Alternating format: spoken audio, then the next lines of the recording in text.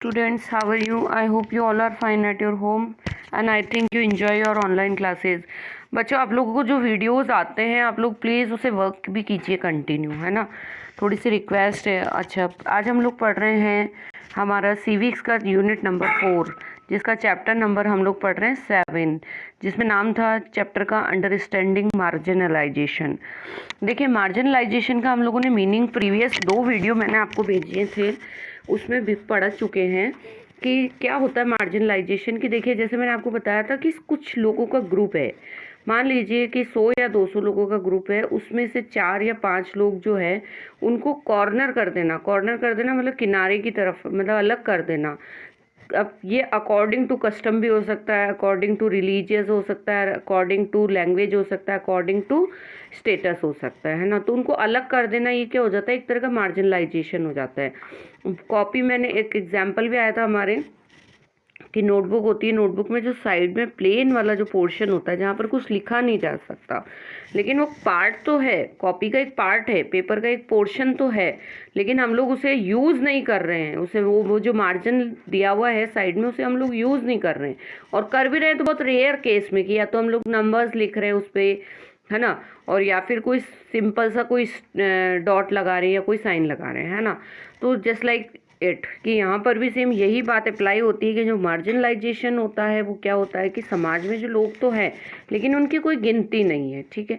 उसके बाद में हमने केस स्टोरी भी पढ़ा था, जो केस स्टोरी में एक ग्रैंडफादर थे और एक लड़की थी जिसका नाम था हेलन, और एक बॉय था जिसका नाम था Soma.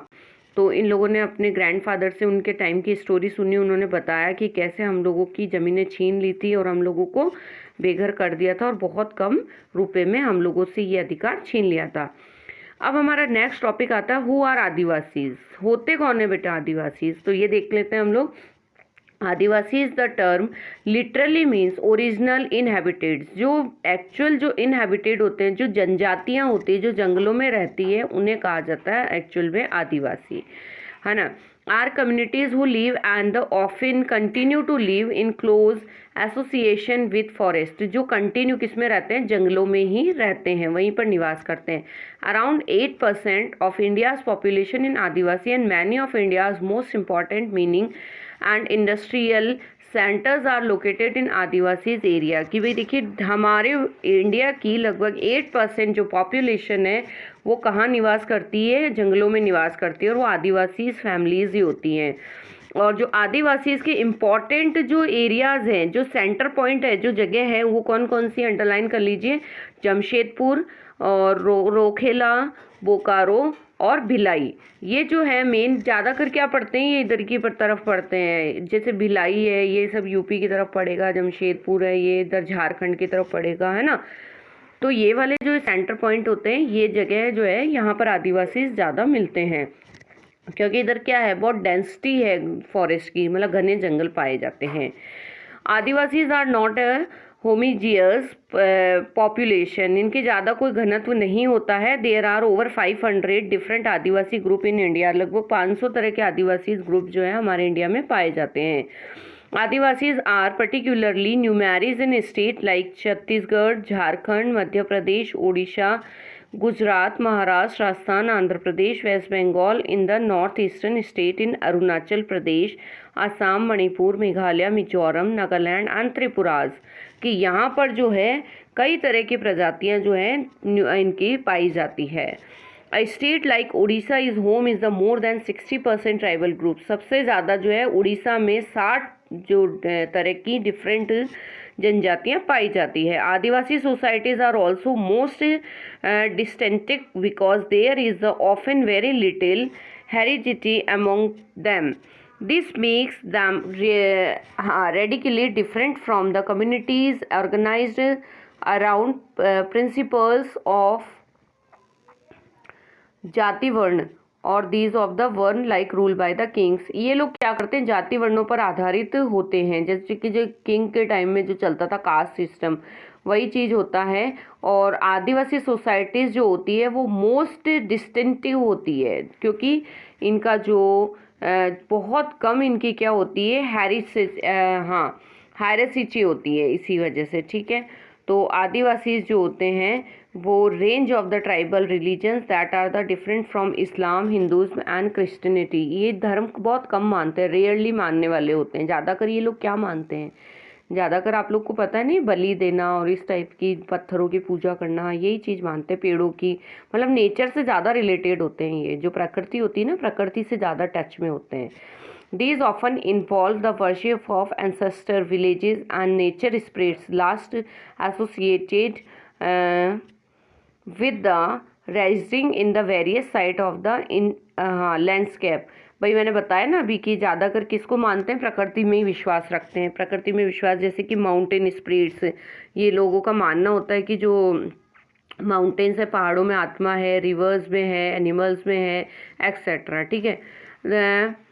The villages express are often worshipped in the specific sacred group with the village boundary, while the ancestral ones are the usually worshipped at home। अब ये लोग क्या करते हैं, जो अपने गांव होता है उसी के एरियाज़ में पूजा पत्री करना, और ये इनका काम होता है। और एडिशनली ये लोग क्या करते हैं, Adivasis have always been influenced by different surrounding religion like Shakta, Buddhist, Vaishnav, bhakti and Christianity. कुछ जो होते हैं वो इस टाइप के ग्रुप्स भी होते हैं, उनके रिलीजियस जो होते हैं धर्म ये वाला भी मानते हैं। And similarly Adivasi religion themselves have influenced dominated religion of the empire around them. इसका पोर्शन देखते हैं थोड़ा सा कहाँ पर गया। For example the Jagannath cult by the Odisha and the Shakti and Tranic traditions in Bengal and Assam. During the 19th century, substantial numbers of the Adivasis converted to the Christianity, which have the emerged as the very important religion in modern Adivasis. अब मैं आप लोगों को इसको तो read कर लिया, अब मैं आपको इसको इस डिटेल में बता देती हूँ। हाँ देखिए, सबसे पहले तो इनमें ऊंच नीच का फ़र्क नहीं होता आदिवासियों में, और कास्ट जो होते हैं इनके समुदायों से बिल्कुल अलग होते हैं। आदिवासी जो है बहुत धर्म मानते हैं, जनजातियों वाले धर्म मानते हैं। उनके धर्म अभी मैंने आपको बता दिया था इंग्लिश में भी कि भाई ये जो है ईसाई जो है तो है उनसे बिल्कुल अलग होते हैं। अब यहाँ पर हम लोग देख रहे थे कि हम लोगों ने देखा कि जो इनकी सच है कि आदिवासियों के धर्मों का आसपास के जितने भी एरियाज़ होते हैं ना, उन धर्मों पर बहुत असर पड़ता है। उड़ीसा का जो जगन्नाथ पंथ और बंगाल का जो असम की शक्ति और तांत्रिक जो रूल्स हैं इसी के उदाहरण है। और 19वीं सेंचुरी में बहुत सारे जो आदिवासी थे उन्होंने ईसाई धर्म को अपनाया, जो आज भी बहुत महत्वपूर्ण धर्म माना जाता है। और आदिवासी जो होते हैं अपनी भाषाएं उनकी अलग ही रहती है, ठीक है, उनकी अपनी भाषाएं होती हैं, उनमें से ज़्यादातर संस्कृत से बिल्कुल अलग अपनी उतनी पुरानी लैंग्वेज जो होती है ना, हुड़ ऐसे इस टाइप की, अपने को तो समझ में भी नहीं आती लेकिन मूवीज़ में अपन देखते ही हैं, उस टाइप की कुछ भाषाएं बोलते हैं। इन भाषाओं में जैसे कि क्या होता है, बंगाल की जो है मुख्य धारा, उस टाइप की लैंग्वेज जो होती है वो बहुत ज़्यादा प्रभावित होती है, उससे इफेक्ट होता है। और संथाली बोलने वाले बहुत ज़्यादा होते हैं, उनकी अपनी क्या होती है अलग से ही मैगजीन्स और ये सब निकलती हैं, और इंटरनेट पर भी ये जो है मिल जाती है।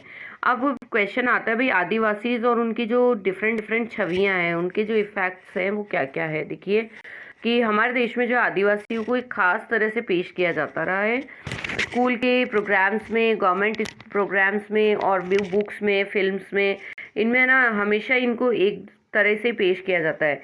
और किस तरीके से उनको रिप्रेजेंट करते हैं कि उनके कपड़े होते हैं, सिर पर मुकुट लगा देते हैं, और उनको हमेशा कैसा दिखाया था, डांसिंग फॉर्म में दिखाया था। भाई वही हो रहा था अभी रिपब्लिक डे का जो हमने केस स्टडी किया था प्रीवियस वीडियो में, उसमें भी वही था। तभी तो उसमें हेलन ने और सोमा ने बोला था कि हमको हमेशा ये नाचने गाने वाले क्यों समझते हैं, तो उसी बात के लिए आ गया।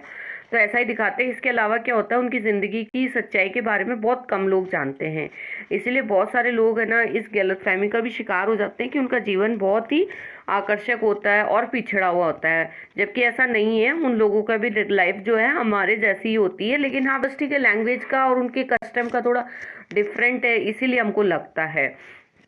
और आदिवासियों पर यह भी भाई आरोप लगाया जाता है कि वे आगे नहीं बढ़ना चाहते, कि भाई उनको बता देते, उनको ब्लेम किया जाता है कि वो आगे नहीं, कि भाई ऐसा कौन होगा जो आगे नहीं बढ़ना चाहेगा।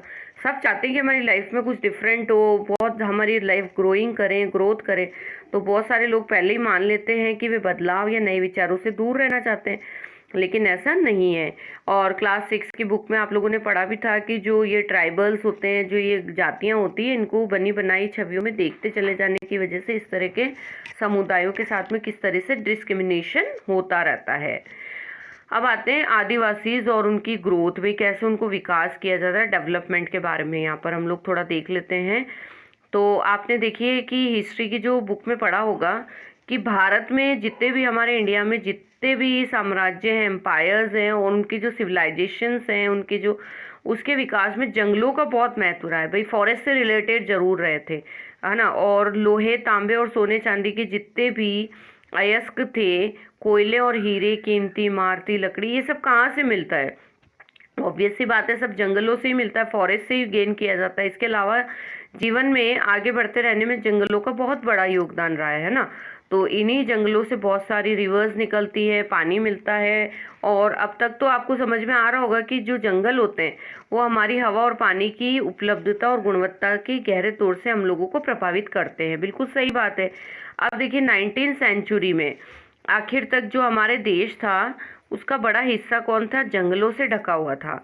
लेकिन धीरे धीरे क्या हुआ कि इनको क्या, भाई अभी केस स्टडी में भी तो हमने यही देखा था कि भी इनको काट दिया गया, उसके बाद में इनको छीन लिया गया, और छीनने के बाद में इनके साथ में बुरा व्यवहार किया गया। तो यही चीज़ है यहाँ पर भी। तो यही बता रही हूँ मैं आपको, ढका हुआ था। लेकिन क्या हुआ कि बाद में इनको सब कर दिया, आदिवासियों से इनसे ज़बरदस्ती इनसे छीन लिया। लेकिन आदिवासियों को इनकी नॉलेज थी भी, है ना। जितना ज्ञान इनको आदिवासियों को था, नॉलेज था, उतना इन लोगों को नहीं था। इन इलाकों में उनकी क्या थी? बहुत अच्छी गहरी पैंठ थी। पैंठ का मतलब कि वो लोग शुरू से रहते आ रहे थे, उनको पता था कि किस साइड में मतलब वाइल्ड एनिमल्स होंगे, किस साइड में ना मोम मिलेगा, किस साइड में उनको प्रीशियस मिलेंगे, प्रीशियस चीज़ें मिलेगी, किस साइड में बहुत एक्सपेंसिव वुड मिलेगा, इस तरीके से, है ना। तो इसलिए आदिवासी समुदाय जो थे वो बड़ी बड़ी रियासत और रजवाड़ों के अधीन नहीं रहे। मतलब वो लोग बल्कि क्या करते थे, खुद इन जंगलों में रहकर और अच्छी जो है बहुत सी चीज़ें गेन किया करते थे उनको। इसलिए वो किस पर डिपेंड थे? केवल जंगलों पर डिपेंड थे। और जितने भी वन संसाधन के लिए आदिवासियों पर निर्भर रहते थे। बल्कि बहुत सारे राज्य जो थे, बताया ना मैंने आपको कि ये राज्यों के अधीन नहीं थे, ये किसी भी राजा या एम्पायर के अधीन नहीं थे, उनके अंडर में नहीं थे, बल्कि वो इनके अंडर में थे। कारण कि भाई जो चीज़ें चाहिए होती थी वो इनके अंडर से लेनी पड़ती थी, गुड्स जो होती थी, ठीक है ना। तो यहाँ पर एक देखिए फोटो भी दिखाया है, इसमें लिखा हुआ है भी है, यहाँ पर दिखाया है कि भाई यहाँ एक तस्वीर आदिवासियों की प्रचलित छवि से बिल्कुल अलग है। आज उन्हें एशियाई और शक्तिहीन समुदाय के रूप में देखा जाता है। और औपनिवेशिक शासन, जो पहले आदिवासी समुदाय शिकार और चीज़ें बिनकर आजीविका चलाते थे, वे एक जगह ठहर कर कम काम करते रहते थे, एक जगह कम ठहरते थे। और अब जो है उनमें काफ़ी बदलाव आ गया है। अब क्या करते हैं वो लोग? नौकरी करने के लिए चले जाते हैं बाहर, और क्योंकि जंगल नहीं रहे इस वजह से। अब इसके आगे का जो पोर्शन है हम लोग नेक्स्ट वीडियो में इसको कंप्लीट करेंगे, ठीक है। तो यहाँ तक और हमारा जो चैप्टर कंप्लीट हुआ है, प्लीज़ उसे समझिए, और मैं आपको नेक्स्ट वीडियो में इसके आगे का चैप्टर पढ़ा दूंगी। ओके बच्चों, thank you. Stay home, stay safe, keep your learning. Bye bye.